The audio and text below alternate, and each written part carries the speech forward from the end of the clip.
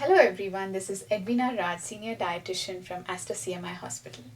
So today I will be explaining about the dietary supplements versus natural immune boosting foods. A good immunonutrition can help your body to cope up when you're already infected by the virus. Well, this can be achieved by means of adding a combination of nutrients. There's no specific food or supplements that will prevent you from being infected by the virus, but it is necessary that your immune system is not weak, which is the first line of defense. So there are few evidences that explains the role of key nutrients like vitamin D, C, zinc that helps in reducing the risk and severity of viral infections.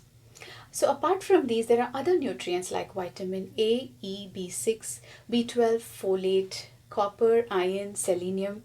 So along with this, even proteins, healthy fats, antioxidants, probiotics that collectively promote a healthy immune system.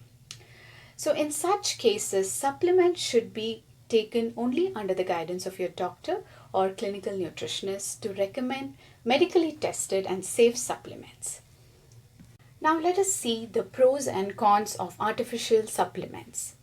The advantages would be 1. It fills up the gap of micronutrient deficiencies when we are unable to achieve this because of our busy schedule like poor dietary habits. So 2. Vitamin D sources, they are inadequately met through our diet. Therefore, we need to vouch on supplements alone. So if you're a vegan or a strict vegetarian and unable to balance it through diet, then you are mostly prone to micronutrient deficiencies. Now let's see the cons or the disadvantages of having artificial supplements. 1 is it can be expensive. 2, excess zinc can lead to high risk of copper deficiency. Then excess intake of fat soluble vitamins like vitamin A, D, E, K can be toxic to your organs.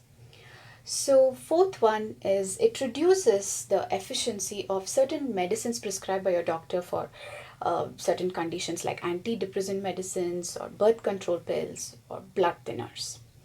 But again, finally, with a caution note, I would want to end this by saying that anything that you overdo, be it supplement or specific food, can be definitely harmful to your health. For example, excess intake of turmeric can cause kidney stones because it's high in oxalates and it binds calcium too. So excess intake of fiber is also not healthy because too much of raw vegetables, fruits, whole grains can bind to the nutrients and make it unavailable for absorption. So high doses of spices, garlic can also lead to gastric disturbance. So in conclusion, consider natural sources from different food groups in the right proportion, which can be a savior to a healthy immune system. Thank you for listening.